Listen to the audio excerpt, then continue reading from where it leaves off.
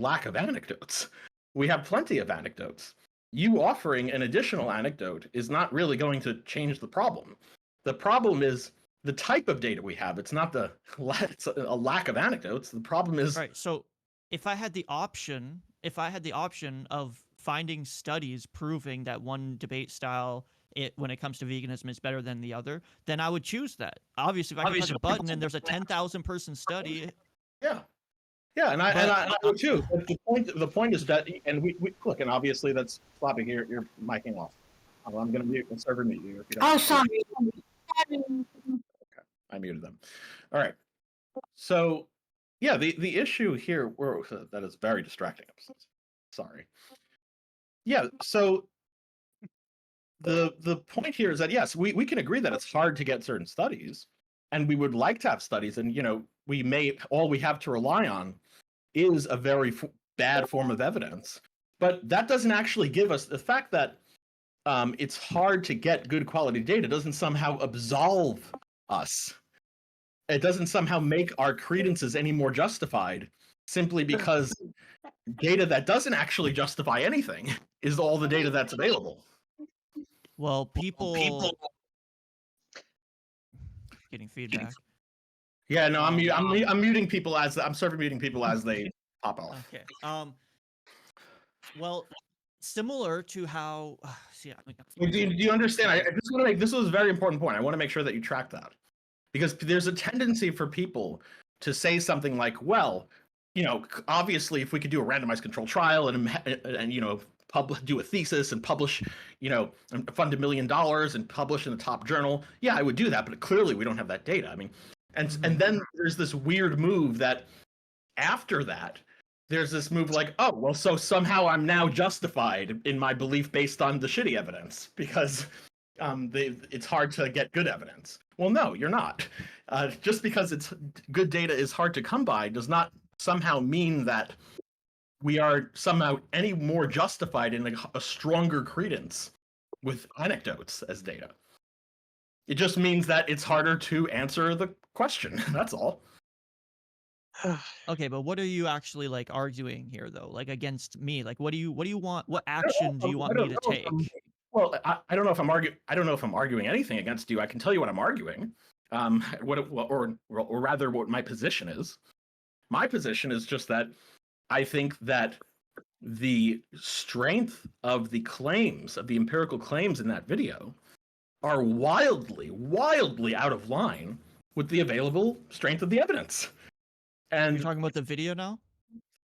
That's when I came in. When I came in, I specifically said that all that started was with the video. Yes, I don't. To be clear, I don't know what claims you've made or haven't claimed. I'm just, and to whatever degree that you make the same claims, I would say the same thing to you. But I don't know you. I don't know what claims you make. So I'm just here giving you my position. My position is. Well, I think her making.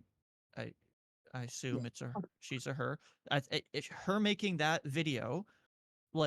I think that it's a good thing. I think it advances the discussion, including me saying that my opinion advances the discussion as well.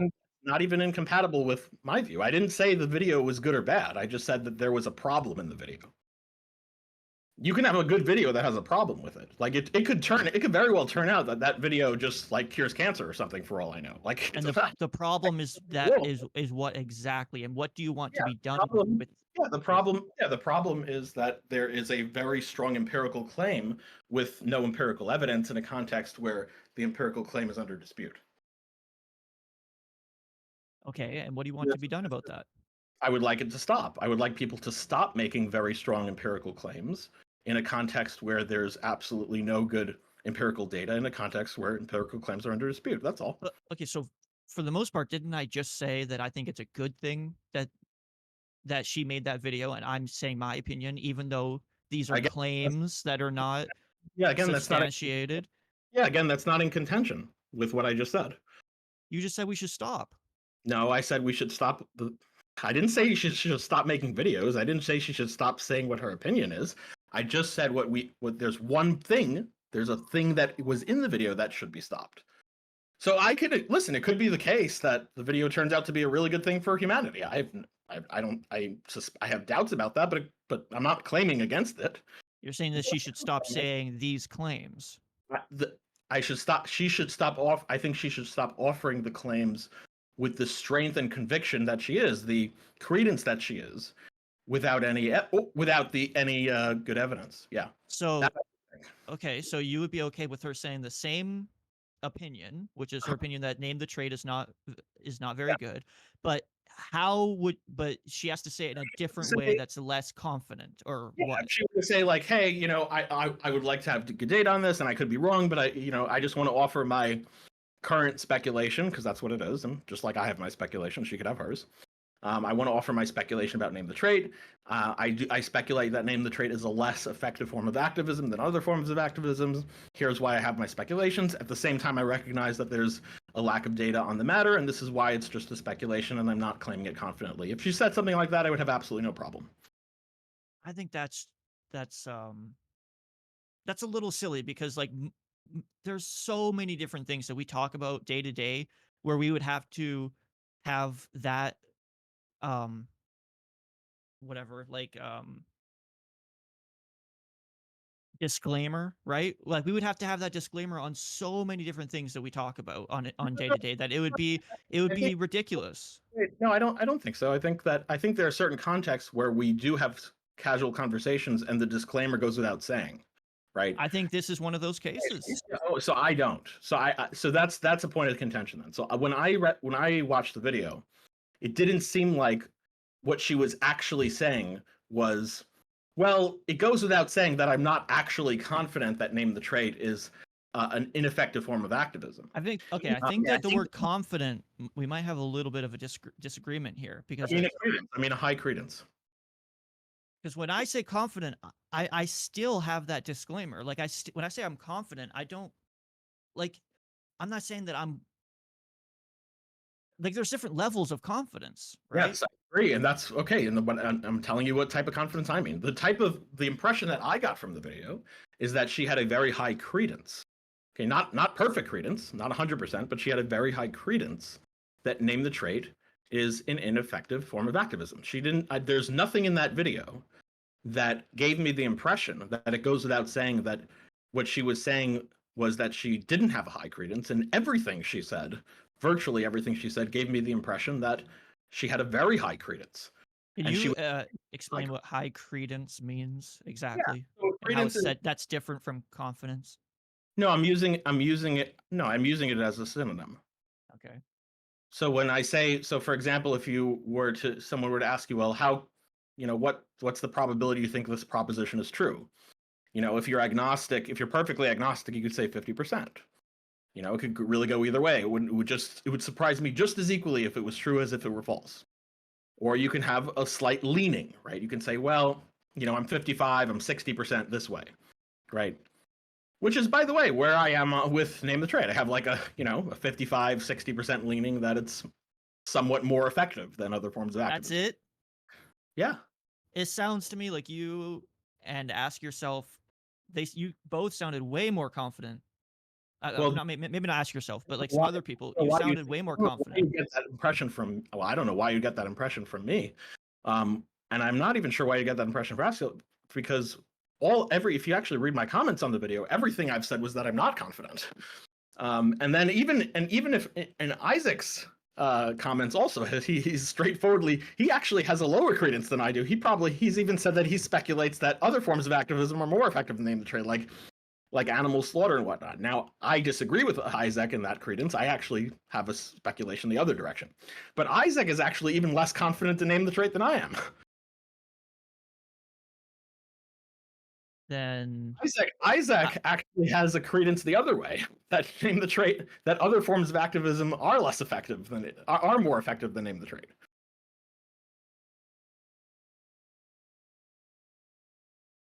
Then I'm a little confused. I feel like there's not really much of a problem here. Then people are bringing up. There is a problem. The problem is not what our views about name the trait are. The problem is the difference between me, Isaac, regardless of what our leanings are.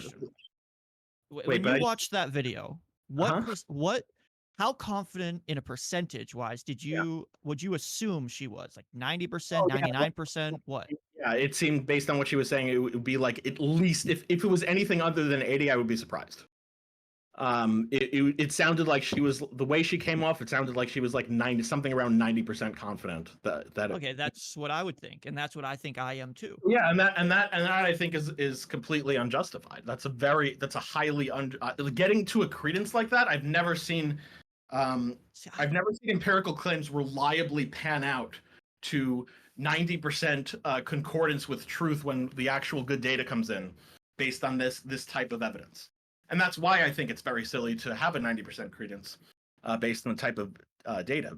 The reason is because these types of reasoning have already been evaluated and checked against reality. And these types of data, when they are checked against reality, we don't get anything like 90%. What we get is around a coin toss, about a 50-50%, if that at best. Maybe we can get to 60%. But 90% absolutely not. You're saying after we have the empirical evidence, that's Yeah, all we can get to? Yeah. Basically, if you look at, so there's investigations on, have you heard of the evidence hierarchy by any chance? Yes. Yeah, so there's investigations looking at scenarios where we only have data from the lower forms of the evidence hierarchy. And if we form a view, one way or the other, on the basis of these lower forms of the evidence hierarchy, what probability is it that we're going to be right when the stronger data comes in? Right? So there's investigations on this, and it turns out that no, we don't get 90%. There's almost no case where we get 90%. I mean, I guess you know more than I do, but I feel like we I do know than you do because I've seen the studies and you haven't. I've read many studies too. You've definitely read more than me, but I've read a lot of studies. Well, it's not. Wait, it's not just reading studies. It's reading studies about this specific issue. This specific issue is this specific issue is actually answering the question of what credence you're justified in having from lower tiers of the evidence hierarchy. That's very important. Because if you are making a very strong credence on lower forms of the evidence hierarchy, it's important to know that, hey, generally speaking, when we make these inferences on lower forms of the evidence hierarchy, we're almost never going to be not right 90% of the time. We're at best maybe right somewhere around 60%. At best, usually it's less than that.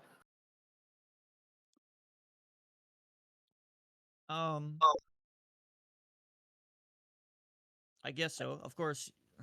Well, so that's the issue then. That is my contention. The contention isn't, whether name the trait turns out to be on average. Look, I'll tell you what for whatever it's worth, I'll tell you what my intuition is. My intuition is that humans are complicated and there's different humans with different things that resonate differently for different people. And that there's going to be some groups of people that will resonate to name the trait better than almost any other form of activism. And there's going to be some groups of people where other forms of activism will resonate better than name the trait. There's going to be some groups of people where environmental activism will resonate well. There's some groups of people where health activism will resonate well. There's some groups of people where ethics will resonate well. And there's a place and time for activism for all of these components. So, that is where that's what I lean. But again, I don't confidently claim that. That's what my speculation is. Well, I feel like the pushback to her video, I guess, and what I've said is a little bit disproportionate. And I don't think it really matters that much. Like, sure, maybe you're right. Maybe we should lower our confidence level a little bit. But like, okay, you can just say that. But to be clear, I don't think it's a little. I think it's a lot. I think we should lower our. I think going from 90 to 60 at best would be a very strong move in a credence. I don't think so. I don't think it really matters that much. Really? I really don't. I don't think it matters that much. You think going from like 90 to close to 50 matters that much? Or 90 to 60? Like if you say like, hey, how confident are you that this will happen? Like I'm 90% confident, and then someone says, oh, like here's some data. Oh wow, now I'm only 60% confident, maybe 50 to 60 or something like that. Yeah, you can be flexible and still classify that as like that's not a very strong move in one's credence. What? Would you say that going from a credence of 90% to somewhere around 50 to 60% would Well, you not say 50%, because 50% is oh, but basically okay, meaningless. That means you know nothing. would Like, you say so 60%? Would you say going from a credence of 90% to 60%, you would say that's a very small move? Would you say that's a small shift in one's credence? Would you say that's a little bit? moderate. It's a little bit? Because the word you I don't use, know. I don't well, think the it reason matters that much. Is my point mostly is that I don't think it matters that much. the reason I'm asking is because a little bit is the term you used. You said, okay, well, maybe we shouldn't be a little less confident. You said a little. And I just responded by saying, well, I don't think we should. The pushback is not that we should be a little less confident. The pushback is we should be Okay. Well, there are benefits more than a little bit with less. there are benefits with being even too confident. Now, there's pros and cons, right? There's a lot of cons as well. But when people are very, very confident, even it does come with some benefits. You know, they're more confident in pursuing, proving that that's right or wrong. They're more confident in trying things, like starting a business. Wait, wait. Hold on. When I'm talking about, first of all, on the net, if you're going to make some utility argument about being overconfident is like a good thing. If the move here is to say, well, I grant that she's overconfident in terms of her confidence is out of proportion of what the evidence justifies. It's a good thing that she's overconfident because things are better when people are overconfident in general. Well, then I'm just going to ask you so first of all, 2 points. The principal point is that, number one, it still would be true that she's overconfident. Her credence is out of proportion with what the data justifies. So in terms of like the benefit of truth tracking, the benefit of like actually making a true claim, it still wouldn't justify that.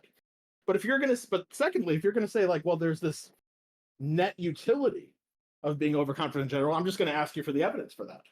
What's the data that shows on the net utility is greater rather than worse if people are overconfident in general about given propositions? Do you have any data? Because that's Obviously not. Obviously, I don't have a study to explain everything, all of my intuitions. Yeah, then we're back to the same problem. See, I feel like this whole debate style that you're even using on me right now, I don't think is very, and this is my argument as well. It's similar to the name of the trait. I don't think this is very productive. Okay, well, again, requiring studies for everything that we say. Whether you think it's productive or not isn't in contention. And clearly, we agree that you don't think it's productive. I agree that you don't think it's productive.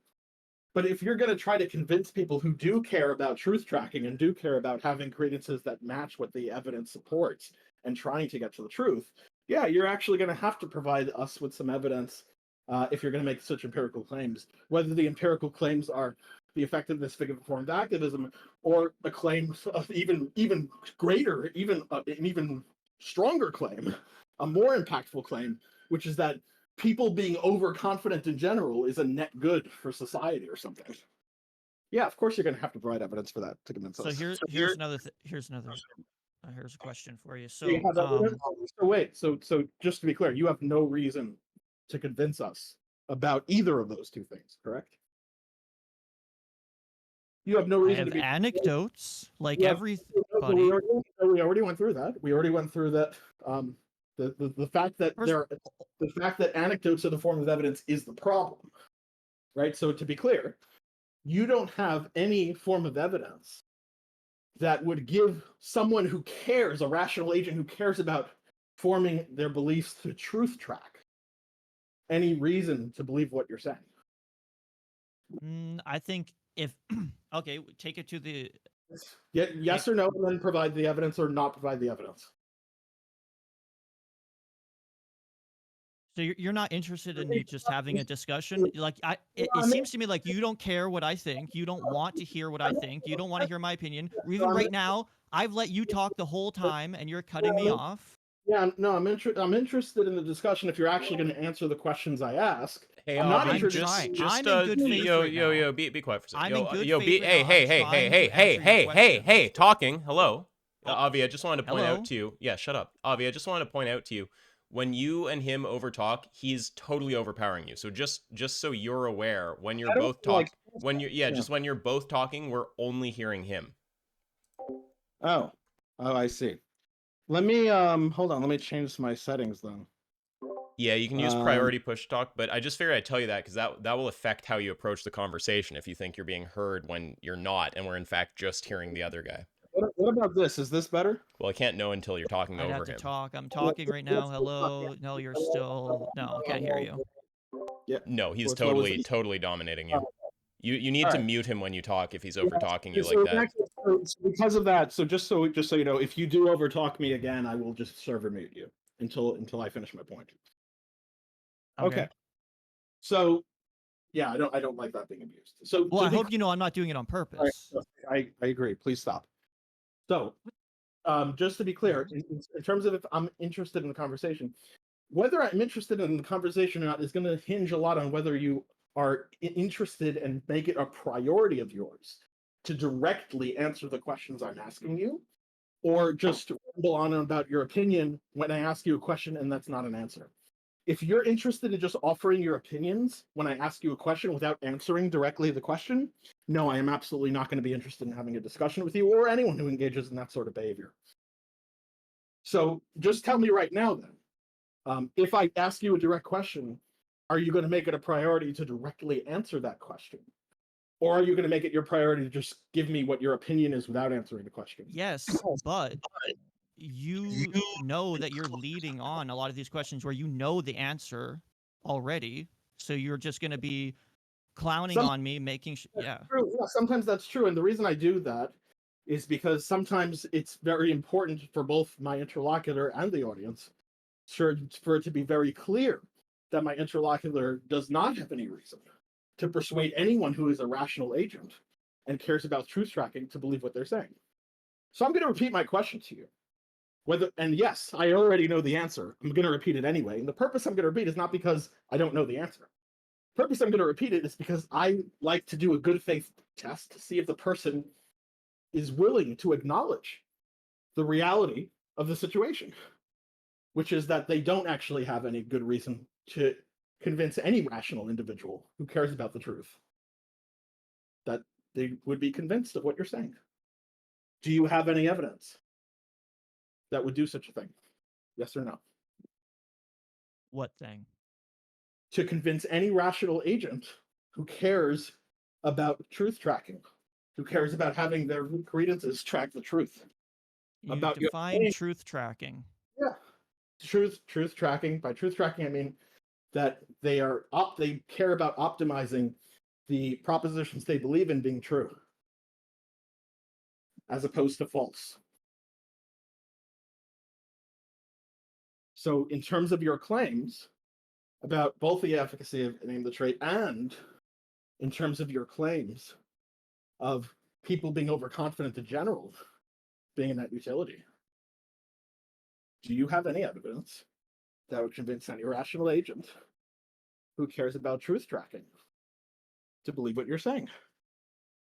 Well, if you're saying that truth trackers are not persuaded by anecdotes in any way whatsoever in any context ever, then I guess no. I guess no. I'm not saying it. Truth trackers will be persuaded by anecdotes a little slight thread above shit stain. So it matters. They will be persuaded. So we're maybe like 0.1%. Like that's about as much as it's worth. Like a single anecdote. Actually less than that. So let me ask. So to ask the question then, do you have any evidence that would convince any rational agent any more than slightly above a shit stain of a movement to be convinced about what you're saying? I think so. Okay, what's that evidence? Or I think I maybe could come up with some stuff. I didn't ask you if you could come up with evidence. I asked you if you have evidence. Do you have evidence? I don't know if it would work. I could try it. I asked if you think evidence would.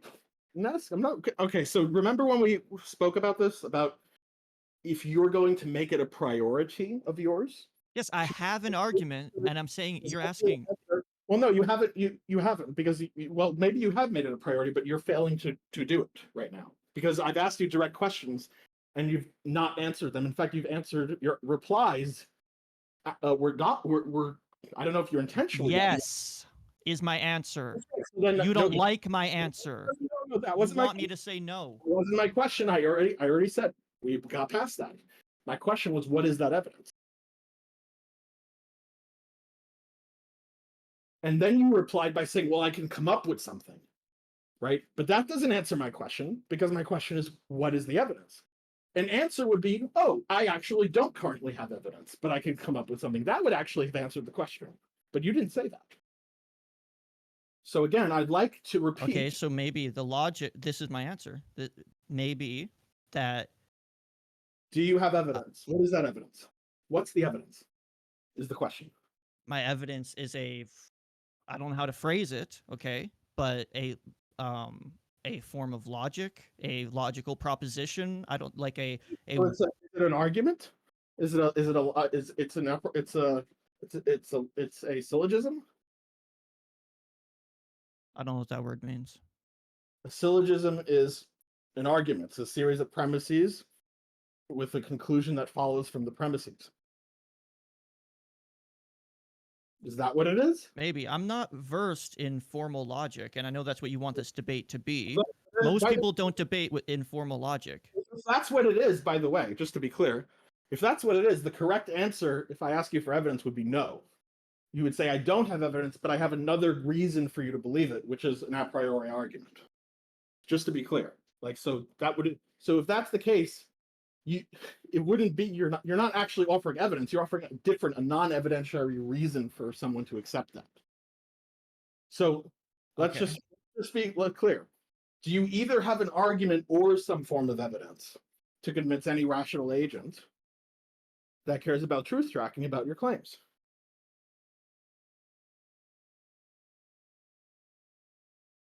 Well, now you're lumping argument in with it.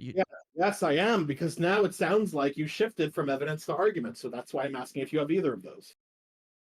Now, can we get an answer for that question? It's No. an inclusive or, by the way, not an. It's an inclusive or. If you have one or the other or both, the answer is yes. If you have neither, the answer is no. So what's the answer? I don't know. Okay. I said no a second ago, but Okay. So to be clear, you don't know. It's not even no, it's that you don't know. So you don't know if you have any reason to convince any rational agent to believe the things you're saying. Okay. Fair enough. well, Now, if that's the case, then you I have think specific ways of categorizing different types of speech and arguments, and I don't know if Well- what I have to say fits in one category or the other, because this is you're using tactics of formal logic debate and No, I didn't- semantics. I didn't say anything about formal. When did I say formal? That's a word you just came up with that word. I'm more than happy if you were to present an argument in natural language, I can try and help you formalize it. But I didn't even say anything about formal. Yeah, I think what you're doing right now is not in good faith. I think you're just trying to clown on me in front of everybody so everybody can feel like there's. Well, now you're accusing me of being that faith when you're accusing me of things I didn't even do. I think that's a bit ironic. You just said that I didn't do. You just said I'm trapping you into providing a formal argument when I said no such thing. I'm not trapping you. I define what you're this type of debate as formal logic, formal logic debate. All right. Well, that's quite a proprietary definition of what formal logic is. You're free to have your own proprietary definition, but I would encourage you to learn what formal. You don't have to learn formal logic. I mean, I think it would be beneficial for you, but even if you don't learn formal logic, I think you should just take a look at what people consider formal logic to be. If you consider this to be formal logic, I have to chime in for a second if that's okay. Sure. I want to say it's very, like, when someone complains about getting clowned on, it's like it's just got to be said for the audience. Like, you caused this yourself, okay? Someone just being dumb or someone not understanding certain things, no one's going to clown on you for that. Certainly not me or Avi. Being really overconfident about something and being an asshole and attributing malicious intent, yeah, that will get you clowned on rightfully. I just felt that was important to say. Sorry, please. Sorry, I'm going to repeat what I said because you cut me off. So yeah, that's what I wanted to say there. And he's not following. I didn't say you. Forget it. Okay, I'm just going to repeat myself here. Being kind of an idiot or just not understanding something, like, no one's going to rip on you for that. Certainly not me or Avi, right? There's plenty of people who don't understand things or who are just kind of dumb. It's not a big deal. I love many people who are dumb and who don't understand things. But it's the combination of that with with extreme arrogance and attributing motive to people that's negative, stuff like this, that will get you clowned on, and rightfully so. So sorry, I'll pass it back to you, Avi, but I just felt that was worth saying for anyone who's going to think that you're like unjustly clowning on him when you do clown on him. Sorry, pass it back to you. Yeah, very funny, Isaac. And by the way, he wasn't trying to make a joke. I think he was being sincere, and I agree. Oh, he called me dumb and called me an idiot, and he's doing exactly what I said. You guys are just insulting me for no reason. I'm not dumb, and I'm not an idiot. True. To be clear, I'm not even clowning on you right now. I'm not even doing that. I still haven't insulted you in this entire discussion. Isaac just did, and I'm saying that it was extremely rude of him to just call me dumb right now. Okay. Listen, Isaac made a general statement. I don't even think he even mentioned you. He made the context may have brought it about by certain behaviors that you've engaged in. I do think you've engaged in certain unfair behaviors. I think you've attributed certain malicious intent to me with certain things that you've claimed I did that I completely didn't do.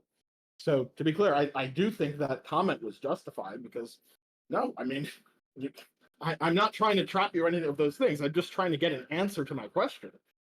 Which is, you're lying. You are trying to trap me, and you know it. And ask yourself, did just call me dumb? All right. Well, listen. If you have no listen, so if you're just going to be here and you're just going to tell me that I'm lying, I'm being insulted. What am I supposed to do? Not defend myself?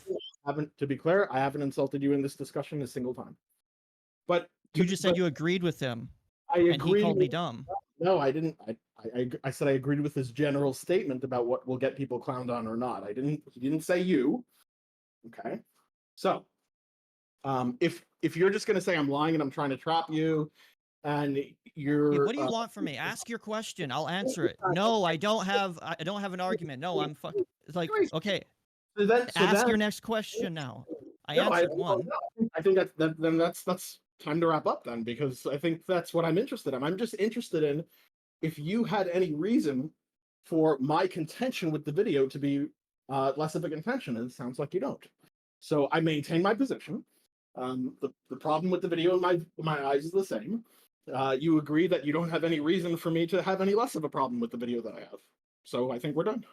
I do have my own reasons. I don't know if they're going to persuade you. Well, again, you just said, well, we already went through that. You just said that you don't have, or you're not sure if you have any reason that would persuade me. So yeah, because you're requiring a certain level of evidence that is literally impossible to get. No, that's definitely not true, right? And evidence of the form of anecdote is not impossible to get. You said you wouldn't accept anecdotes, that they're basically useless. You'd need something above a shit stain. Yes, that's what I said. I said evidence above anecdotes is not impossible to get. It's not. One can get it. One can go about it. And by the way, even if one couldn't go about it, even if it was impossible, it wouldn't give one any more reason to be justified in believing it. It would just mean it's impossible to justify the claim. So that's why we're done. We're done because you have nothing to offer me to give me reason to believe my contention with the video is any less of a contention. Why can't you just have a normal discussion like a normal person? And also the reason we're done is because throughout this discussion, you have accused me of things that I completely didn't do, and when I'm trying to be forthcoming with you, you just accuse me of lying and trying to trap you. So why would I continue to engage with you? Why would I? that you were. I believe you are trying to trap me. Like Okay, well, it's what I believe. okay, that's fine. You're fine to I agree you believe that, but then why would I engage with a person if what I'm saying is true and I'm being genuine? Why would I continue to engage with a person who just insists that I'm lying and just trying to trap them? Why wouldn't you? Why wouldn't you want to change my mind? Why would I want to change your mind if you're just okay? I wouldn't. The reasons I wouldn't want to change your mind is because I don't really care about changing your mind about me being a liar. It seems like you're already convinced, and there's not much I could do to persuade you. Like, what am I going to do? Am I going to hook myself up to a lie detector test? Like, what do you want me to do? What are you expecting? Like, what do you want me to say? There's Like, things you can say.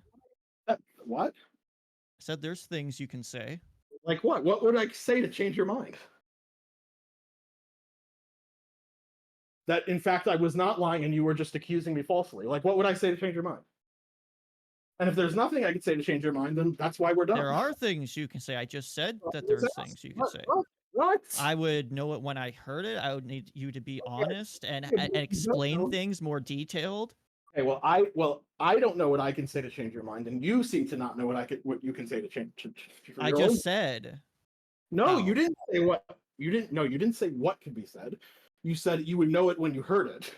Okay, that's just as helpful. I gave examples explaining like what? I gave an example. I didn't give you the exact sentence you would have to say. Yeah, that would be a case of an example. So what you've said is I can explain things. You said, okay, well, I'm happy. Look, keep going. Look, what happened in the discussion is I was trying to see if you had any sort of reason to offer me that would change my contention with the video. Now, at first, I thought that you were trying to offer some form of evidence. Okay, so like an anecdote. Then we discussed why that's a problem. Because the lower tiers of the evidence hierarchy have already been analyzed in how truth tracking they are. And by the way, those were even higher than anecdotes, right? So anecdotes are going to be even less than that. We're not even talking 60%. Anecdotes can be 100% accurate in certain situations. It depends on the situation. Yes, I agree. I agree with that. This is not one of them. It is. Well, no, it's not. Well, okay, not 100%, but more than... We're talking about generalizability, things that require external validity. We're not like, for example, if the claim is, name the trait is effective for Avi, right? Now, we can be very close to 100% confident that that's true, because name the trait was effective for Avi, and nothing else was, right? I was veganized by name the trait, right? So that's an example of an anecdote that works for that, because it's a context where it requires no external validity, right? But when we talk about things that do require external validity, the probability, which is, by the way, what the analysis was about and what the claim was about, that's when we get to anecdotes being a shit stain. Justifiably so. So yeah, a personal anecdote. Yeah, exactly. That's the problem. The problem is it's a personal anecdote for a generalizable claim. That's why the personal anecdotes are shit stains in terms of their epistemic import. That's why they're next to useless for those types of claims. Now, so my anecdote, I guess. Well, I don't know why. I don't know if you want to call it an anecdote. Wait. No, but I don't understand the purpose of you delivering your anecdote. Because maybe it's not an anecdote. Maybe you can classify it as something else. I think it's an anecdote, but maybe you know better. Okay, so to be clear, the reason you want to give me your anecdote is because it might not be an anecdote. Okay. My evidence or my. Okay. If you think you have evidence, then you're free to present it. If it turns out what would you call this? Is my question to you. Now, can you please? Okay, can I ask it? Go ahead. So, I'm guessing this is an anecdote, but it's not like personal. Like yours is more personal. It's like one person, just you. Me, it's like I've watched hundreds, maybe thousands of debates, and I've seen thousands and thousands and thousands of comments, and the live comments, and the YouTube comments, TikTok comments, And from what I've seen, the types of debates that don't use name the trait, or maybe not, or because we had a debate earlier about what technically defines name the trait, right? But because I'm more talking about like the actual specific way that people use name the trait with the actual words name the trait. Yeah, regardless. Anyways, they are not very. They most of the time, the vast majority of people in the comments are not receptive, and I see them disagreeing and not listening. And then when I see other videos where people debate in less formal logic ways or whatever without name the trait and are more like Earthling Ed actually getting to understand the other person and whatnot, that I see that people are much more receptive to that. I would classify that as a collection of anecdotes. And in terms of providing evidence for the exposure outcome relationship we're interested in, it would be about the level of a shit stain. The reason for that is, well, no, it absolutely would. The reason for that is because there's no exposure to outcome time interval. That's the major issue, and again, like, it's been looked at. This has already been figured out. It's been analyzed when there's no exposure outcome interval versus when there is an exposure outcome interval, how valuable those sorts of anecdotes are. That's those sorts of tiers of the evidence hierarchy are. And yes, it is a shit stain, to be clear. And it's not good to be clear. It's a shit stain to answer questions about things that do take time intervals. And again, we see it. And again, just as we can all see those anecdotes, we can see why in the counter anecdotes why we need that type of data, because we see no shortage of people saying, this was something that I responded so negatively to, but it's precisely because I responded so negatively to it that led me to go vegan, because it emotionally got to me so much, it triggered me so much, and because of that, I actually did try to feel more motivated to try to think about it, to try to come up with a refutation, to try to analyze things. And if I hadn't done that, if I just watched another Earthling Ed debate, then no, I would never have gone vegan. Okay, so what you're doing right now, I like this. This is us furthering the conversation without. Wait, hold on. I wasn't finished. So it's precisely because of that in order to resolve the issue, we should not. The last thing we should do is look to anecdotes about the matter. That's the worst way to go about this. And what's the best way? The best way would be a randomized controlled trial. Short of that, we can look at retrospective data or better prospective cohort data with exposure outcome time intervals. If it's retrospective, ideally the inclusion-exclusion criteria should be set to the. What's the best that is actually available right now? The best that is by available, you mean that we can find right now in existence? It's probably just shit stains, but that's why we should inform of high credence. That's all. Now we can make initiatives to try to resolve the issue. We can start a GoFundMe. We can do all sorts of things to try to improve the quality of the evidence. But until that happens, we should adjust our credence to that of a shit stain, because that's what the data is: shit stains. I think we can still make progress, but I not just anecdotes, but like discussing further, without higher forms of evidence, as you're saying, without actual peer-reviewed studies. Make progress, do you mean like improve the credence? Or do you just mean some sort of like, hey, we had a good discussion and I feel good coming out of that? Because what I'm interested in is a reason to adjust my credence.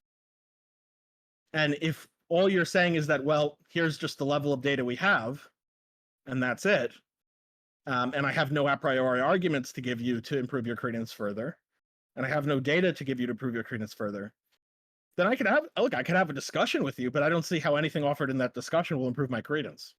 You might come out feeling better about the discussion. You might come out, liking me better, but like, I don't think, if that's what you mean by progress, fine. But if what you mean by progress is improving the credence, no, I don't think so.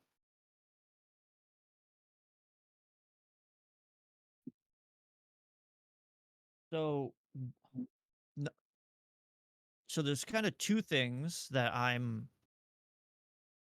that I was saying originally. One was about name the trait, I guess. But the other that I was mentioning, which wasn't in her video or anything, which is that I don't like a certain type of debate style, I guess, or discussion, which is the one that you seem to be doing a lot in this conversation, and the one that Isaac does, and I call it a formal logic type debate. I don't know how you'd phrase it. Well, the way I would phrase it, the way I would phrase it is trying to truth track, which is keeping the conversation linear, trying to assess the level of evidence for a given evidentiary claim, or trying to see if there's any non-evidentiary reasons for the claim, and then trying to form a credence based on that. That's what I'm trying to do. And if that's not the sort of thing you're interested in, then we can part ways. That's fine.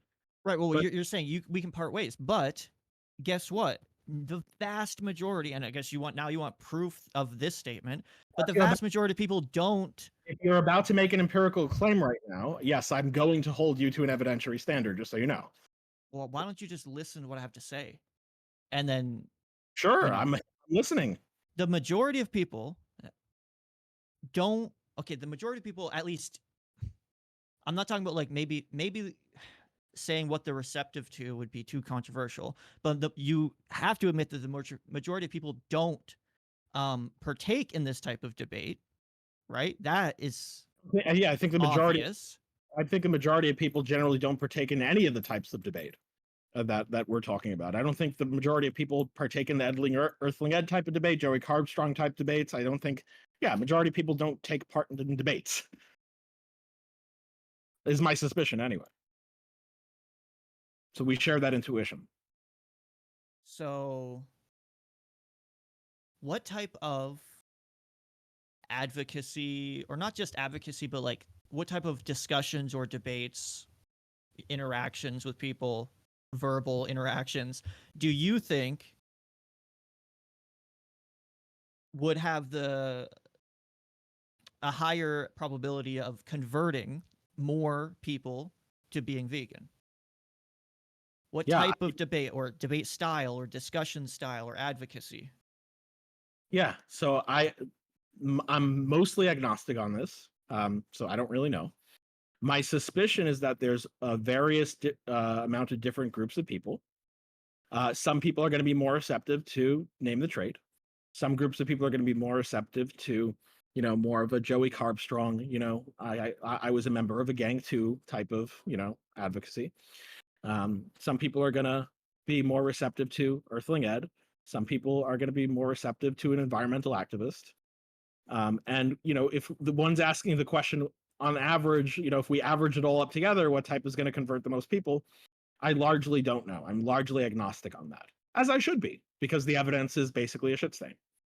Well, I feel like we should try to figure that out. I agree. And if we don't, we can't just not. Are you trying to talk? Sorry. Yeah. I'm saying I agree that we should try to figure that out.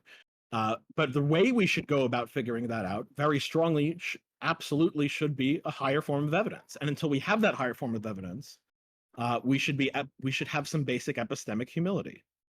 And we should recognize the answer, that we really just don't have the answer to this question. Because we don't. Okay. But I think that, and I'm not saying that you're disagreeing with this necessarily, at least, but I think that we should, until we get that evidence, those 10,000 person study that, that's very, I think that we should have discussions about it and try to make what progress we can with just discussions. I'll talk about progress, but I agree we should have discussions about it. And I agree that it would be for the form of progress. I just don't think that progress, in the absence of it resulting in higher forms of data, would change at one's justified epistemic credence. So yes, I agree we should have conversations about it. What I don't agree with is, until we have better data, we should have strong claims about it. The purpose of why I think we should have discussions about it is because those discussions are the sorts of things that bear out initiatives to get better data and studies and resolve the question. That's why I think that those things make progress. What I don't think they do is they make progress by, in the absence of evidence, in the absence of a valid argumentation, to increase one's justified epistemic credence in an empirical claim. So yes, I think it can increase your confidence a little. I don't know what you at the level of- yeah, consider maybe a little bit. point. but- Yeah, I think like if we're talking about another anecdote, or if a whole bunch of more anecdotes come in, maybe I'll shift like 0.01% or something. So my reason for having I think we should have the discussions is to get better data. It's really not going to be to credence shift. We can get more than that. I mean, come on. Like, if let's say we all agree on changing to just a Joey Carbs, I forget what. Oh, if we all just had the only form of activity was Joey Carbs from Earth again, I suspect that would be a terrible. Armstrong. Yeah, I think that would be. Let's say we did it. Let's say we did it, and then 60% of the people in the world become vegan in fucking 3 years.